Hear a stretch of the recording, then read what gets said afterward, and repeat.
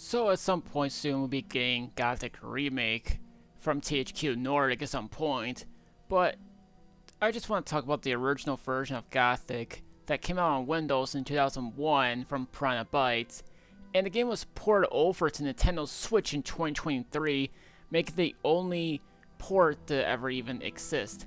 I think it's a good way for the game to get brought over to attention, was because if Gothic was to come out on the consoles in terms of the remake, Nintendo users would have no way of playing it. But the classic version would be a great way to start off with the idea of the whole stuff. But strangely enough, 2 months later, the sequel also got a Nintendo Switch release, which also includes the expansion pack of the game. But we'll talk about that another time. So you're in prison and it's surrounded by a big giant barrier and whatnot. So it's your job to try to give the letter to the magician of the flames and whatever. And you pretty much can learn some stuff about this game. It's an open world RPG title, which, believe it or not, is one of the more difficult games you'll ever play, and this is actually the first Piranha Bytes games to ever come out. When it was released, it gained pretty positive reviews, and it won Best Adventure Game of the Year in 2001 from GameStar. So at least it won some awards there, but the game was criticized for the control scheme and also the bugs in the game. Yeah, there's bugs in the game and pretty much can be bad. The reason I'm saying this is because sometimes whenever I try leaving or entering some sort of tunnel or whatever, the game randomly crashes, and I have no idea why it does that. The same goes to that whenever I try loading a save file, the game will also crash for whatever reason being. But I recommend you guys make separate save files, otherwise if you just make it to one singular save file, then chances are you're gonna have to start all over from the beginning. I also advise you to save pretty often because of how much difficulty curve the enemies have. No, there's no difficulty selection if asking. So the thing is that you play as, we don't even know his name, but whatever. So you can go around and there's 3 factions in the game.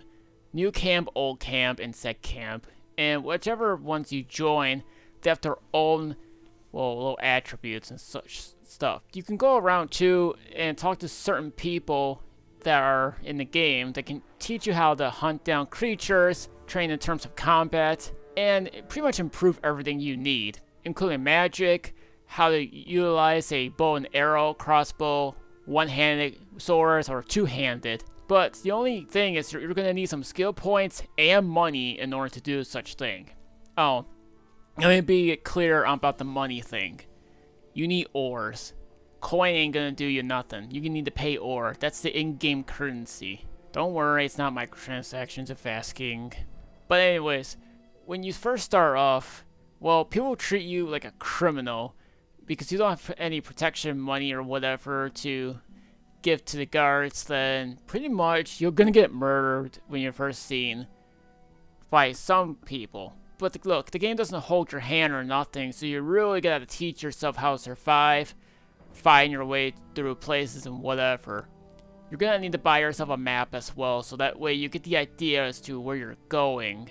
The place is huge, or at least just the towns and whatever.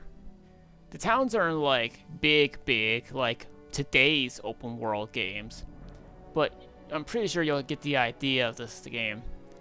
A lot of people pretty much like the game for its graphics, atmosphere, music, and whatever, and I can pretty much agree with that one. And the thing too is that the Switch version, from what I've played, has complete different UI than the PC version. If you want to compare the game to the PC version, the Switch version plays in a higher resolution in terms of the textures and whatever too. But here's the thing, how you do the combat, but I'm specifically talking about the Switch version as that's the one I chose to play. So you hold the A button and you flick the joystick left, right, or straight. You also can block as well, which is cool. It's not like you use the back joystick to do it. You press like the X button or whatever, it has like its own button. But if you guys are on PC, make sure you have good control schemes, otherwise I don't know what kind of experience you're gonna get out of this. But the thing is there's a lot of like mod support for both the games or whatever from what I've seen. because the sequel of the game has its own mod, standalone mod to be specific, which is available on Steam. The thing is that there's graphics mods, and there's also some fan-made patches for the games to, well, play better and fix some of the unnecessary bugs and performance problems that you guys can look into. And one of the big things that is survival is key, because there are dangerous animals and beasts out there that pretty much kick your butt within like a couple of hits because, well, you have no armor and yeah, you don't have much good weapons either, so you have to really work your way to the top in order to get some good armor, good weapons, and more. But here's the thing, it's like, the armor in the game are pretty expensive, especially when you first get started into the game. So there's really, you gotta really work your way up there. Now, how you get the ores or money or whatever, you might be wondering. Well, for one thing, it's like, you could always do quests, which sometimes gives you ore or whatever, and especially experience, which you're gonna need in terms of trying to get some skill points.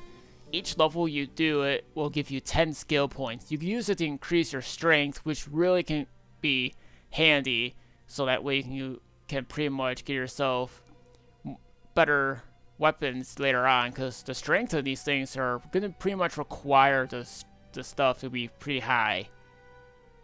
Dexterity is more for like if you want to use a bow and arrow or a crossbow, so that's something to keep in mind on. Same with the magic.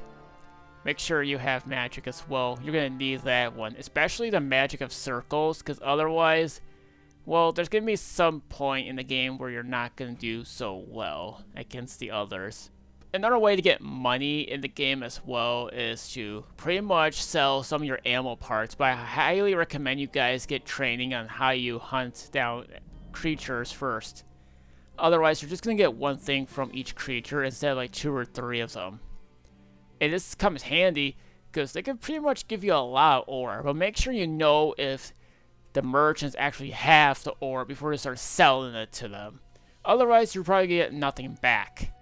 The only downside about this game is that there's a lack of side content for you guys to play. Seriously, there's not much side content here and there, but I still think it's enough for you guys to pretty much enjoy playing the game. You'll get at least between 50 to 100 hours of in-game play time when it comes to playing this game. Seriously, it took me 50 hours just to get to Chapter 2, and I'm not even making this up.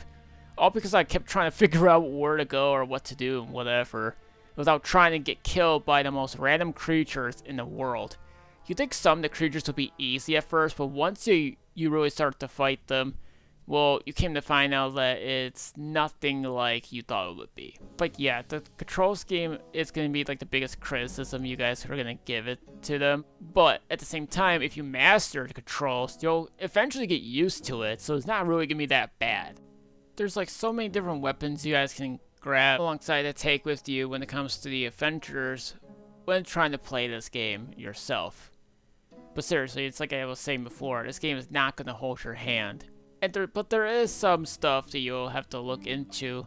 You can find tunnels, which is filled with creatures, but you might want to risk it sometimes because there's actually could be a treasure chest in there, or maybe something useful like a spell scroll, or maybe some potions. You could also cook some meals to pretty much give for yourself, so that way you can find something to heal with. But seriously, this is the game that has one of the more dangerous creatures that you'll ever fight. Seriously, if you fight with like no armor, you're guaranteed dead. Unless you fight a mole rat or a scavenger, you'll probably have no problem fighting those things. But the fastest way to get experience is by doing quests. Seriously, that's like the fastest possible way that you can pretty much think of. But you have to really try to survive your way through the open world game. Otherwise, well, you're gonna probably keep dying over and over and over again to the point where it's gonna get annoying. But once you start learning the curve of the game, then again, like I said, you'll have no problem surviving once you get a decent amount of armor or whatever. But if you were to keep promoting yourself in a certain faction group, you'll have much better armor and weapons for you guys to utilize. But for the magic of circle stuff, you're also going to want to get yourself some training with that one. Because if you use some runes with the certain amount of magic circle stuff, then you'll be able to utilize these things no problem. The differences between both the runes and the spells is that the spells expires with one usage.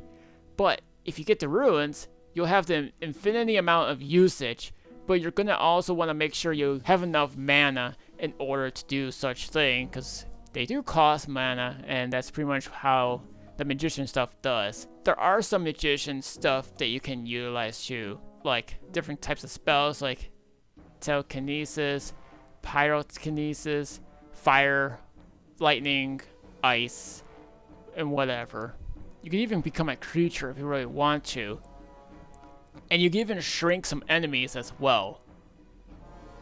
And there's also zombies, which you can use the undead spell to insta-kill them. What I would just say is that there's ropes for the magicians, which can pretty much be useful when it comes to environmental stuff like fire. But that's pretty much it. It protects you mostly from the magic effects of fire or whatever. And let me be honest, I had the best armor in the game, and I still got instantly killed by the fire lizard, all because of their magical stuff. So there are some pros and cons when it comes to certain stuff when it comes to armor, or whichever like set armor pieces you guys wear. But sometimes you might actually get some armor sets early in terms of like going to these guilds or whatever. But you're gonna want to try to keep promoting yourself so that way you get the best thing out there. There's like enemies that are tough, and you got to really utilize some strategy in terms of like trying to fight them all by yourself, to be specific here. Because if you don't have strategy, then you're likely gonna die in this game. Like I was saying before, there were some bugs in the game. Like for example, sometimes when I had the sprint jug on me, when I needed to sprint, sometimes even though I paused the game, my character for whatever reason keeps continuing to sprint forward instead of being where he should be, just sitting still. Sometimes I get stuck in places, or sometimes my character jitters left and right whenever I'm using a crossbow, and I have no idea why he does that. I think the same could be said for the bow and arrow and whatever. And like I said too, is the game crashes, so make sure you save often and make sure you separate your saves, because otherwise you're starting the game all over again, and you don't really want that, especially if you got over 50 hours of playtime. But once you just keep getting better and better and better at the game, then you'll actually have a pretty easy time defeating some enemies that you really couldn't beat from before. And after all of that, you can finally go do your quests and pretty much beat the game. Now look, the cutscenes in the Switch version are not in HD for obvious reasons, but I will say the Switch version plays in a higher resolution in terms of the texture work than the PC version. And some people were like, the PC version was like unplayable for some parts of it, and they made the game much more playable on Switch, though it does retain the same issues that the PC version once had. I don't know what's going on with the bugs and the piranha bytes stuff, but this is something you should be aware of, and definitely make sure you're well prepared for whatever it is you have to get into. And for anyone that has a Switch, yes, there is a physical version of the game which also comes in with the sequel. You can make sure you just look for the online retailers at your own places. But yeah, ever since the first game came out, we have gotten a sequel and a third game as well, but it was also given an expansion pack for the third game by a complete different developer, and we were given some other games in the series from Piranha Bytes like Risen and Elix games, which a lot of people have pointed out that the other games in the Piranha Bytes catalog all still have like the same core issues that they've always been having for years to come. And there were some people that just left the studio because they felt like they were making the same game over and over, and from playing some of the games, I really don't blame them. It's just the same thing over and over sometimes. You pay money and skill points to learn stuff and whatever, and it just makes no sense to me. But it's sad because in 2024, the studio shut down. Well, that's because they failed to find a new owner, but the last people who was the key part of the company went on to make their own studio called Pithead Studios. It's definitely a cult classic game for sure, but I didn't even know about this. If I only seen it on the eShop at one point, but then I came to find out it was an older game that got ported over to the Switch. So playing on consoles, it's the only way to play the classic version, and that's on the Switch. Look, it's cheaper on PC, but it's like I said, you could have the same issues, but I think from what I've heard is that the fans managed to make a patch for it, like family patches. But someone has also stated it's somewhat better now on PC, but I don't have the PC version to verify the things that they've said. But I would just say this, if you guys like this game, then consider checking out the sequels and the rest of the catalog games from Piranha Bytes. And I will just say that I think you will have a good, bad, or ugly time when it comes to playing Gothic, just for all the reasons I have been saying. But it is truly a great game to play. But I hope the remake doesn't get the flop treatment in terms of that thing, because from looking at the playable teaser, it did not look like the original game itself. But thankfully, there was an update trailer that looks something like how the original was. But that's the thing too. If you guys are fighting so weirdly, that's because your character is inexperienced with the combat of the weapons or whatever. So that's kind of like why I said the strategy part of it, but you get what I mean. So make sure you're well supplied, have enough ores, well I would say enough money, but coins ain't gonna do you nothing. And make sure you have the best armor and weapons that you can possibly have. Get the best attributes, and playing more stuff like that. So all I can say is, I hope you enjoy the difficulty curve that the game has to offer to you guys.